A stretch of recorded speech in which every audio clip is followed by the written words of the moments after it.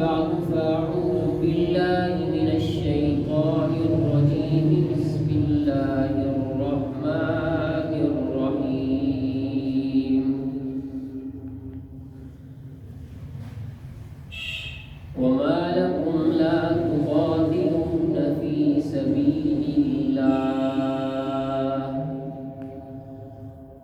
صدق الله العظيم وجلسنا رسوله النبي الكريم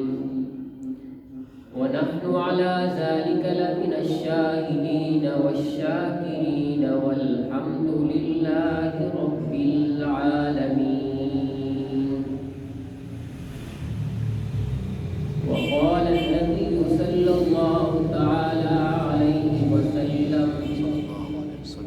لوددت أن أقاتل في سبيل الله ثم أحيا ثم أقتل ثم أحيا ثم أقتل ثم أحيا ثم أقتل أو كما قال عليه الصلاة والسلام. صدق الله العظيم وجلسنا رسوله النبي الكريم ونحن على ذلك لمن الشاهدين والشاكرين والحمد لله رب العالمين. بلغ العلا بكماله كشف الدجى بجماله حسنت جميع خصاله صلوا عليه وآله. سارے حضرات محبت کے ساتھ عقیدت کے ساتھ نماز والا درود ابراہیم پڑھ لیں. اللهم صل على محمد اللهم صل على محمد وعلى آل محمد كما صليت على إبراهيم وعلى آل إبراهيم إنك حميد مجيد. اللهم بارك على محمد وعلى آل محمد كما باركت على إبراهيم وعلى آل إبراهيم إنك حميد مجيد. معزز و محترم و مکرم ذی وقار بزرگوں دوستوں اور بھائیوں، اللہ کا بڑا احسان ہے کہ اللہ تبارک و تعالی نے ہمیں چند منٹ یہاں جمع ہونے کی توفیق عطا فرمائی اور رب کائنات نے ہمیں چند منٹ مل بیٹھنے اور اللہ کا فرمان اور پیغمبر انقلاب حضرت محمد مصطفیٰ صلی اللہ تعالی علیہ وسلم کی شان اور صحابہ کرام کی شان ہمیں سننے کی اللہ نے توفیق عطا فرمائی. پچھلے جمعہ میں آپ کے سامنے غزوہ موتا کی چند باتیں آپ سے گوش گزار کر رہا تھا کہ اللہ تبارک و تعالی نے تمام انبیاء کرام کو جب دین کی دعوت دی اور تمام انبیاء کرام نے اپنے مقصد کے طور پر رب کی وحدانیت اور اپنے آپ کو پیغمبر انقلاب یہی بتا کر ساری قوم کو جب یہ پیغام دیا تو اس پیغام میں ہر پیغمبر نے اپنے پیغام کو پھیلاتے پھیلاتے انتہا کر دی. سبحان اللہ. جب اپنی امت کو ہر پیغمبر اپنی بات کرتا اور یہی کہتا کہ بھائی میں تمہیں اللہ کی وحدانیت بتا رہا ہوں اور میں تمہیں یہ بتا رہا ہوں کہ میں نبی ہوں اور میں رب کی توحید تمہیں بتا رہا ہوں، اگر تم رب کی بات مانو گے تو کامیاب ہو جاؤ گے. لیکن جب اس امت نے اس پیغمبر کے اور اس آنے والے نبی کے جب آواز پر لبیک نہیں کہا، جب آواز پر آگے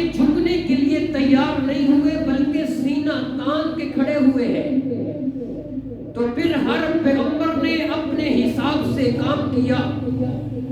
کہ کسی پیغمبر نے اللہ سے کہا اللہ میری یہ قوم میری بات نہیں مانتی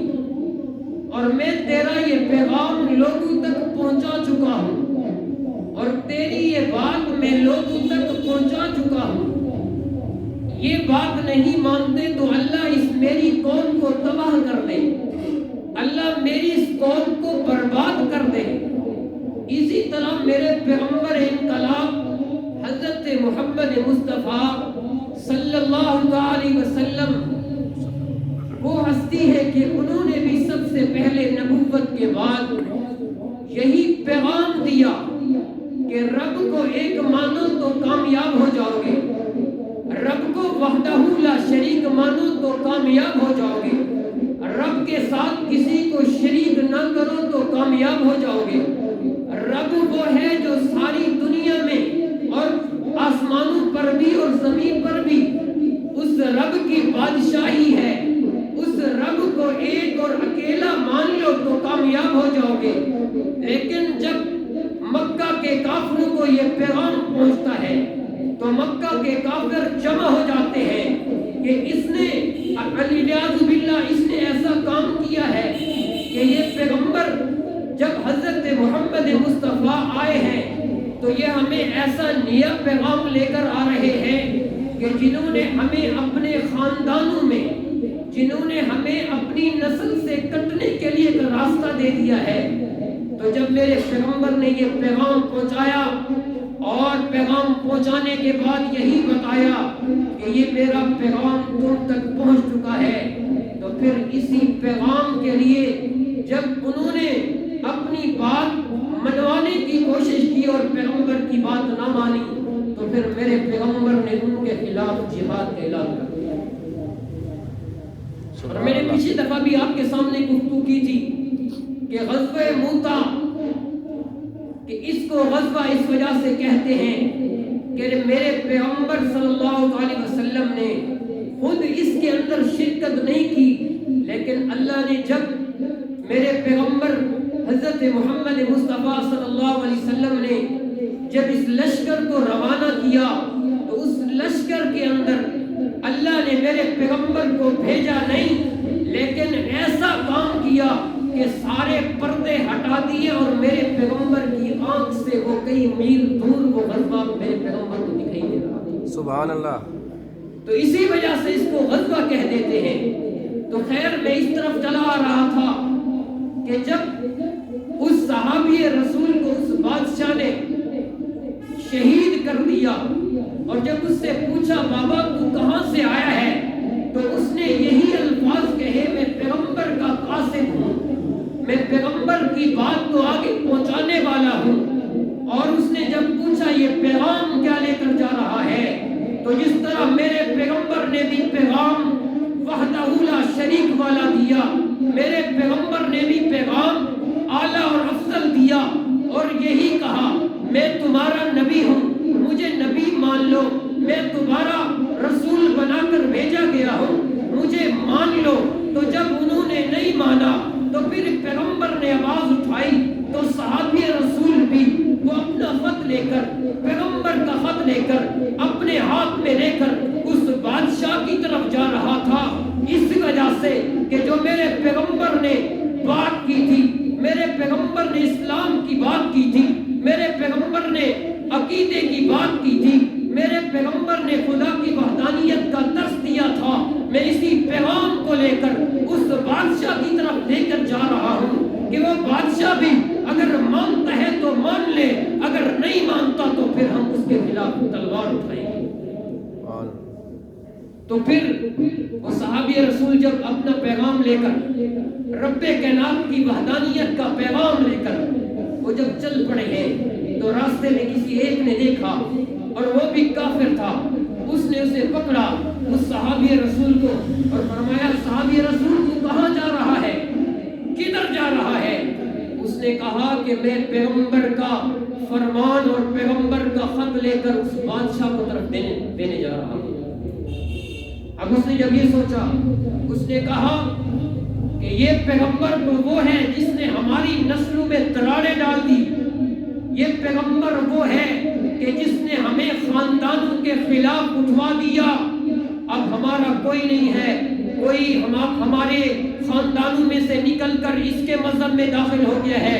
ہمارا خاندان، ہماری سرداری ختم ہو گئی ہے، اور تو وہی پیغام اس بادشاہ کی طرف لے کر جا رہا ہے۔ تو اس ظالم نے اس صحابی رسول کو باندھا، اور باندھنے کے بعد اسی بادشاہ کی طرف لے گئے جس بادشاہ کے لیے یہ پیغام جا رہا تھا،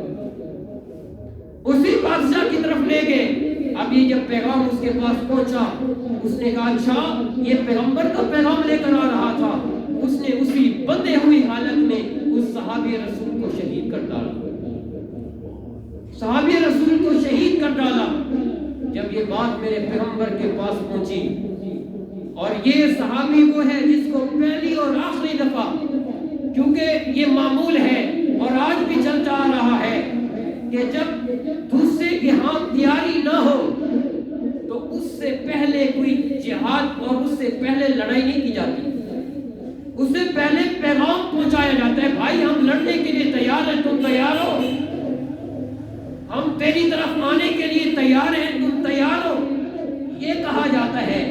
لیکن جب وہ ابھی تو پیغام صحابی رسول لے کر جا رہے تھے،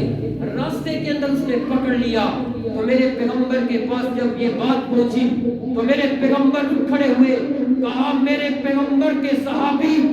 جب بھی یہاں سے جائیں تو اس کو امن تھا،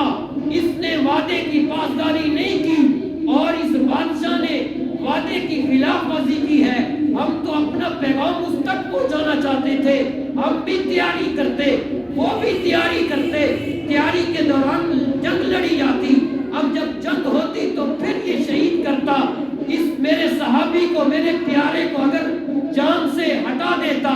جان سے مار دیتا تو تب تھا، لیکن اس نے بغیر اجازت اور قاصد کے دوران بھی اس نے مار دیا، تو لہٰذا ہم اس کے خلاف کھڑے ہوں گے اور اس کے خلاف تلوار اٹھا کر اس کے خلاف لڑیں گے۔ اب وہ صحابی رسول کو جب تو میرے پیغمبر انقلاب حضرت محمد مصطفیٰ صلی اللہ علیہ وسلم نے سارے صحابہ کو جمع کیا، جمع کرنے کے بعد صحابہ سے پوچھا ہاں بھئی کیا معاملہ ہے، کس طرح جانا چاہیے؟ تو یہ میرے پیغمبر صحابہ سے پوچھ کر یہ پیغام دے رہے ہیں کہ جب بھی کوئی معاملہ آئے تو اپنی رعایا سے بھی پوچھ لینا چاہیے۔ آج اگر برا باپ اپنے سر پر کام کرتا ہے تو کرے، لیکن اس کا یہ بھی حق بنتا ہے کہ بیٹے سے پوچھ لے، بیٹا میں یہ کام کر رہا ہوں تو ٹھیک کر رہا ہوں یا غلط کر رہا ہوں، اس کے اندر فائدہ کیا ہوتا ہے؟ بیٹا بھی راضی ہوتا ہے، باپ بھی راضی ہوتا ہے۔ لیکن آج ہم ایسے کام کر ڈالتے ہیں کہ باپ اپنے بیٹے سے پوچھتا نہیں ہے، باپ اپنے بھائی سے پوچھتا نہیں ہے، بھائی بھائی سے پوچھتا نہیں ہے کہ ہم یہ کام کر رہے ہیں، تو جب یہ کام کرتا ہے اور جب غلط ہوتا ہے تو پھر وہی بیٹا باپ کو کہتا ہے ابو جی آپ نے یہ کام کیا تھا، میرے سے مشورہ لیا نہیں تھا، میں ساتھ دیتا ہی نہیں۔ تو میرے پیغمبر نے صحابہ سے مشورہ کیا، اور مشورہ کرنے کے بعد بتایا کہ اب کیا کرنا چاہیے۔ ہر صحابی رسول نے یہ پیغام دیا، ہر صحابی رسول نے یہ کہا کہ اب تو چلنا چاہیے۔ انہوں نے کیوں صحابی رسول کو شہید کیا ہے، کیوں انہوں نے خلاف ورزی کی ہے؟ چلنا چاہیے۔ اور میں کہنا چاہتا ہوں صحابہ بھی بہادر، میرے پیغمبر بھی جب چلتے ہیں وہ بھی بہادر ہیں۔ سبحان اللہ، بے شک۔ تو میرے پیغمبر انقلاب صلی اللہ علیہ وسلم نے صحابہ کرام کو جمع کیا اور کہا کہ کون جنگ پر جانے کے لیے تیار ہے، تیاری کرتے ہیں۔ اب 1000، بعد میں یہ بھی آتا ہے 3000 کا لشکر تیار ہو گیا، 3000 کا لشکر تیار ہے۔ اب تیاری کے لیے جو ہے نا بالکل تیار ہے۔ میرے پیغمبر جو ہے ان کے سامنے خطاب کر رہے ہیں، اور سب سے پہلے میرے پیغمبر نے ان صحابہ کو یہ خطاب کیا کہ سب سے پہلے تقوی اور پرہیزگاری اختیار کرنا، تقوی پہلے کرنا۔ اگر تمہارا اندر پاک ہوگا تو ظاہر بھی پاک ہوگا، تمہارا باطن پاک ہوگا تو ظاہر بھی تمہیں عبادت کرنے کا مزہ پہلے کہ لوگوں سن لو، اگر تم جہاد کے لیے جا رہے ہو، تم اگر لڑائی کے لیے جا رہے ہو، تو سب سے پہلے یہ پیغمبر اور رب کائنات کے احکام پہلے اپنے اوپر ڈال لو، اور پہلے اپنے اوپر نافذ کرو گے تو پھر کفار سے لڑائی ہوگی۔ تو آج ہم میں بھی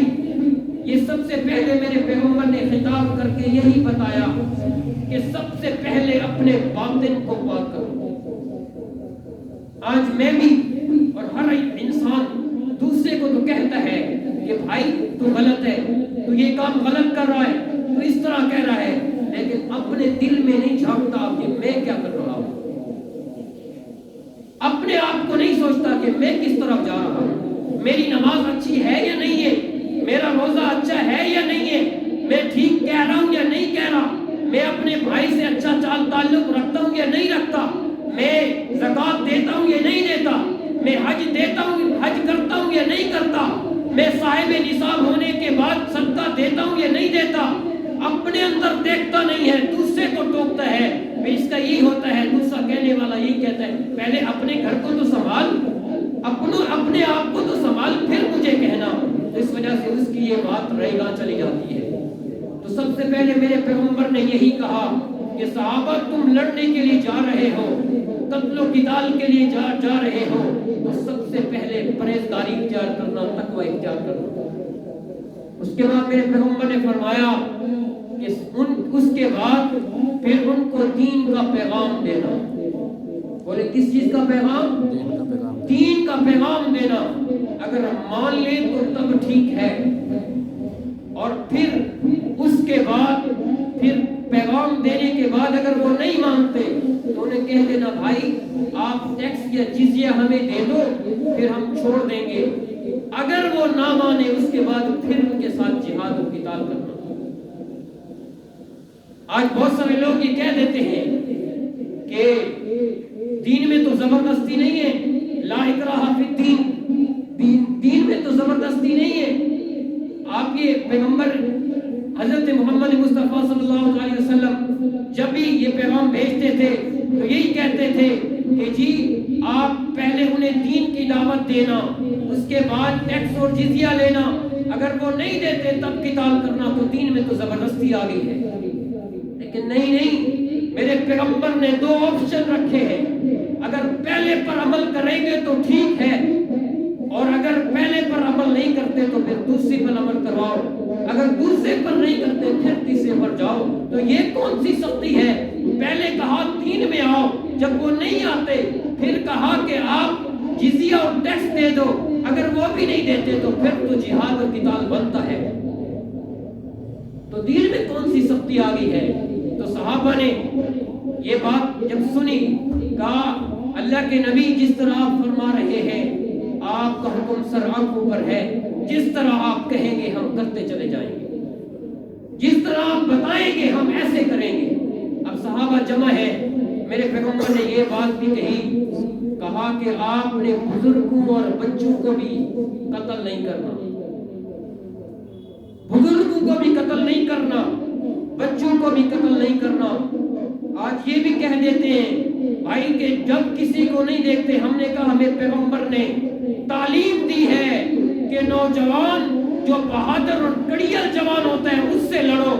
بزرگ اور بچے سے نہ لڑو، تاکہ دیکھنے والا تمہیں یہ نہ کہے یہ بزدل تھا اور بزرگ سے لڑتا ہے، اگر جوان ہوتا تو جوانوں کے ساتھ لڑتا۔ تو میرے پیغمبر نے جب غزوہ موتا کے موقع پر صحابہ کو یہ خطاب کیا تو خطاب کر کے یہی کہا کہ بزرگوں سے نہیں لڑنا، آپ نے بچوں سے نہیں لڑنا اور عورتوں سے نہیں لڑنا، بلکہ نوجوان اور بہادر لوگوں سے لڑنا ہے۔ اور صحابہ اس کی پاداش میں کھڑے ہیں کہ کب حکم ملتا ہے اور ہم چلنے کے لیے تیار ہوتے ہیں۔ اور میرے پیغمبر جب میں مطالعہ کر رہا تھا اس میں یہ بات آئی کہ میرے پیغمبر نے اس لشکر کو باہر جا کر، باہر نکال کر رخصت کیا، اور میرے پیغمبر کے اس لشکر کو باہر جا کر پہنچانے کی یہ سبق اور نتیجہ ملتا ہے کہ اگر کوئی مہمان آپ کے گھر میں آ جائے تو مہمان کو گھر سے باہر نکل کر رخصت کرو تاکہ اس سے آپ کی محبت اس کے ساتھ اور بڑھ جائے۔ اور میرے پیغمبر حضرت محمد مصطفیٰ صلی اللہ علیہ وسلم نے یہی تعلیم دی ہے کہ جب آپ کے گھر میں مہمان آئے تو اس کو پوری طرح اس کی مہمان نوازی کرو، اس کے بعد جب جانے لگے تو اس کو باہر جا کر رخصت کرو تاکہ وہ بھی سمجھے کہ میرا دوست اور میرا میزبان یہ نہیں چاہتا کہ مجھے زبردستی گھر سے نکالنا چاہتا ہے، بلکہ وہ چاہتا ہے کہ یہ کچھ دن اور رہ جائے۔ اور میرے پیغمبر نے فرمایا کہ اگر کوئی اس طرح کرے گا تو اس کی ایک تو محبت بھی بڑھے گی اور اس سے اس کو ثواب بھی ملے گا۔ سبحان اللہ۔ تو میرے پیغمبر نے یہ پیغام دیا ہے۔ تو میرے صحابہ کرام کی جماعت ایک لشکر تیار تھا، تو میرے پیغمبر وہاں سے باہر نکل کر ان کو رخصت کر رہے ہیں۔ جب ایک صحابی رسول میرے پیغمبر کے سامنے کھڑے ہوئے، اللہ کے نبی ہم آخری جا رہے ہیں، شاید آپ کا دیدار ہو یا نہ ہو، پیغمبر ہمیں کچھ وصیت کر دے، اپنی نصیحت کر دے، ہم نصیحت کو اپنائیں تاکہ وہاں بھی کامیاب ہو جائیں، جب ادھر جائیں تو وہاں بھی کامیاب ہو جائیں۔ سبحان اللہ۔ تو میرے پیغمبر نے سب سے پہلی بات یہی کی جس کو آج ہم مظلوم سمجھتے ہیں، جس کو آج ہم چھوڑ چکے ہیں، ہر بڑا ہے یا چھوٹا ہے اس کو چھوڑ چکا ہے۔ میرے پیغمبر نے فرمایا کہ سب سے پہلے تمہیں پتا ہوگا ڈر بھی دشمن کا خوف بھی ہوگا،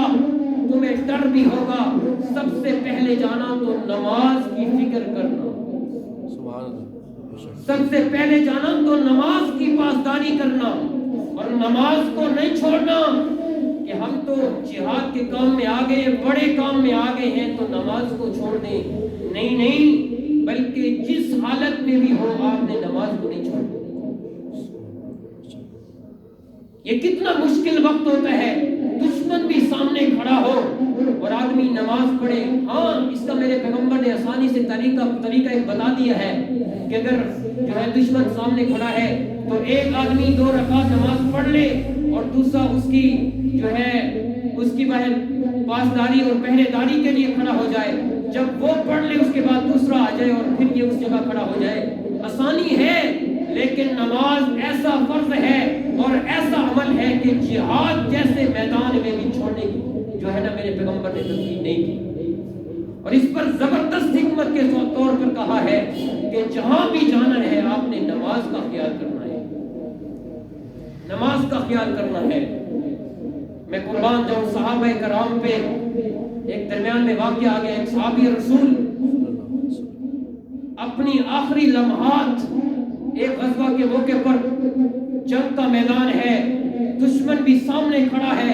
تو صحابی رسول کہتے ہیں کہ مجھے پتا ہے کہ تیروں کی برسات ہے، کہ یوں نہ ہو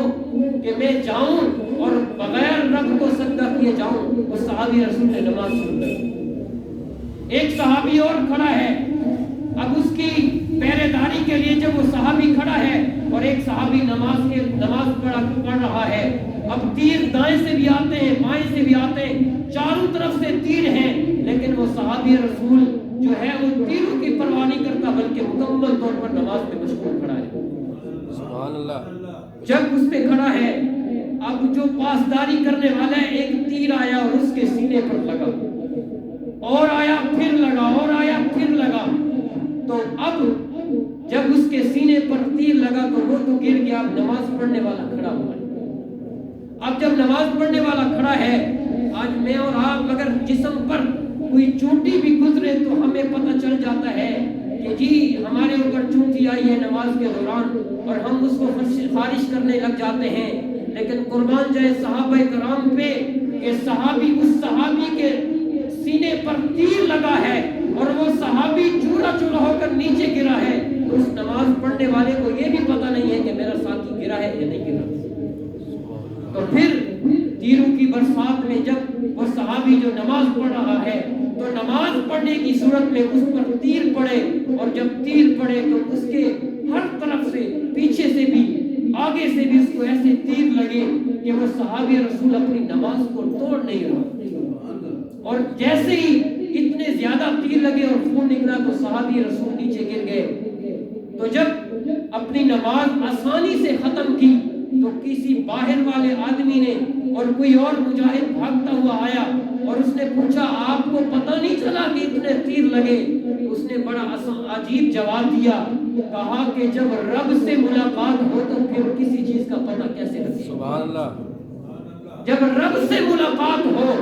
جب رب کے سامنے اپنی پیشانی کو ٹکا چکا ہوں، جب رب سے میں اپنی ملاقات کے لیے کھڑا ہو چکا ہوں، تو پھر مجھے کیا پتا آج اگر میرا دوست اور میرا بھائی نوجوان سڑک سے گزرتا ہے، موبائل میں اتنا مست ہے کہ اسے پتہ ہی نہیں ہے کہ گاڑی آ رہی ہے یا نہیں آ رہی، سواری آ رہی ہے یا نہیں آ رہی، تو اس کو نہیں پتا، تو آپ یہ اندازہ لگا تو سکتے ہیں کہ وہ صحابی کے جس کو رب کی محبت اتنی ہے کہ نماز میں جب کھڑا ہوتا ہے تو مستی اتنی ہوتی ہے اسے پتہ بھی نہیں ہوتا کہ تیر لگ رہا ہے یا نہیں لگ رہا، سبحان اللہ، سبحان اللہ، تیر لگتا ہے یا نہیں لگتا۔ حضرت علی رضی اللہ تعالیٰ عنہ وہ صحابی ہیں، وہ بہادر ہیں کہ جب حضرت علی کو جب وہ اس نے دشمن نے آ کر وار کیا تو حضرت علی نماز پڑھ رہے تھے رضی اللہ عنہ، نماز پڑھ رہے تھے تو اس نے ایسے زور سے خنجر مارا اور حضرت علی کی پیچھے سے لگا اور آگے سے نکلا، پھر اس نے اور مارا ایک سائڈ پر تو وہ نکلا نہیں بلکہ اندر پھنس چکا تھا۔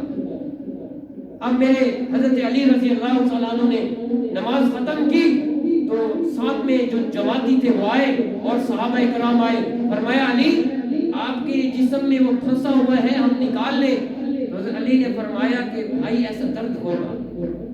اب انہوں نے کہا کیسے نکالیں، کیونکہ اس وقت تو آپریشن اور اس طرح کا سسٹم تھا ہی نہیں، اب کیسے نکالیں، اب پریشان ہیں صحابہ، پریشان ہیں کس طرح نکالیں؟ تو حضرت علی کے دل میں خیال آیا کہ یوں نہ ہو میں رب کی دربار میں جاؤں اور رب کے دربار میں اپنے سر کو جھکاؤں، آپ نکال لینا مجھے کچھ خوف بھی نہیں آئے گا اور کچھ درد بھی نہیں ہوگا۔ اور یہ تاریخ کی کتابوں میں لکھا ہے کہ حضرت علی نے جب نماز پڑھی تو نماز شروع کی تو صحابی رسول صلی اللہ علیہ وسلم آئے اور پیچھے سے زور سے خنجر نکالا اور حضرت علی کو اتنا بھی پتہ نہیں چلا کہ جس طرح چونٹی کے کاٹنے کا درد ہوتا ہے اتنی بھی تکلیف نہیں ہوئی۔ پتہ کیسے چلتا کہ جب وہ اس رب کی دربار میں دن بھی اسی رب کی دربار میں گزارتا ہے، رات بھی اسی رب کی دربار میں گزارتا ہے، تو بتاؤ اسے پتہ کیا چلے کہ میں کس کی دربار میں کھڑا ہوں، اور اس کو کیسے پتہ چلے کہ میرے جسم سے تلوار ہٹ رہی ہے۔ تو خیر میرے پیغمبر نے صلی اللہ علیہ وسلم نے ان کو رخصت کیا اور سب سے پہلے ان کو جو ہے ان کو نصیحتیں کر رہے ہیں، اے صحابہ ایسے نہیں کرنا، ایسے نہیں کرنا۔ تو وہ لشکر چل رہا تھا، ایک صحابی رسول نے ان کو ایک اس لشکر کا امیر بنا دیا گیا۔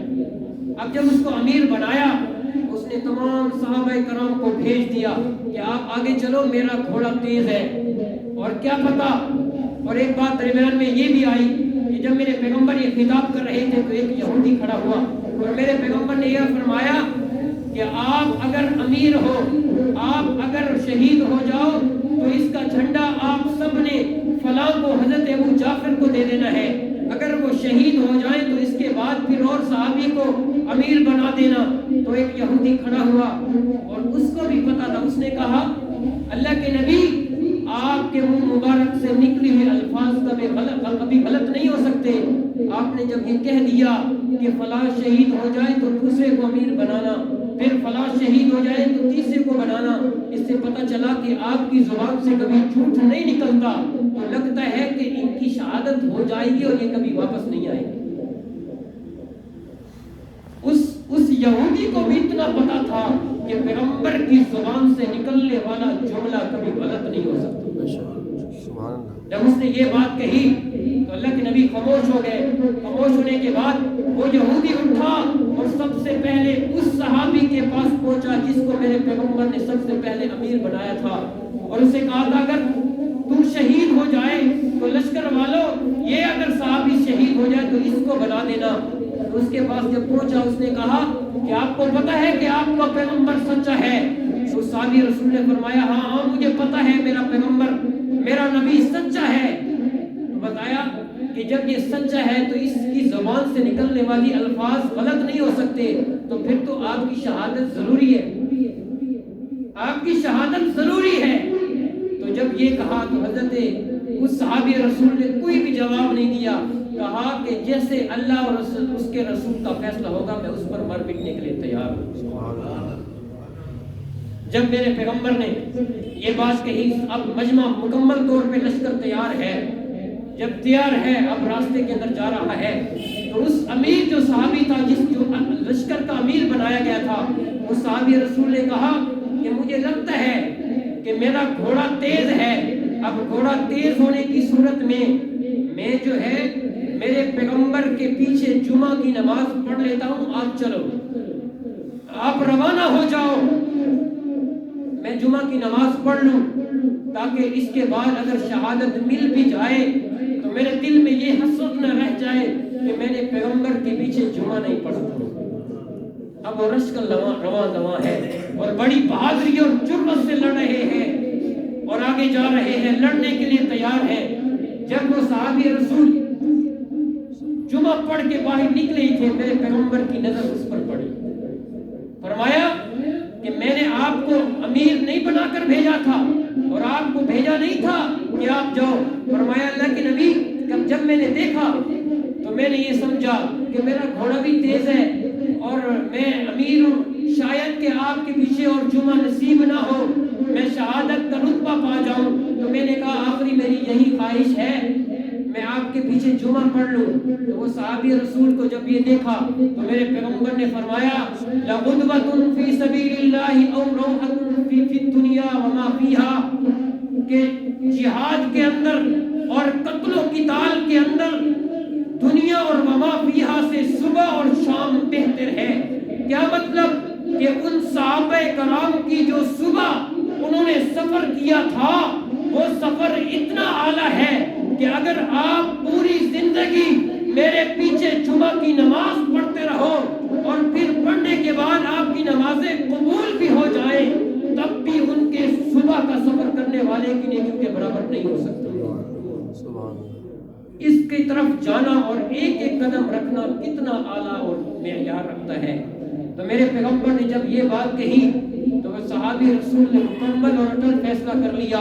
کہ جتنا بھی جلدی ہو سکے میں اس لشکر کے ساتھ ملنے کے لیے تیار ہوتا ہوں۔ وہ صحابی رسول اٹھے اور اپنے گھوڑے کو تیار کیا اور تیار کرنے کے بعد وہاں پہنچے۔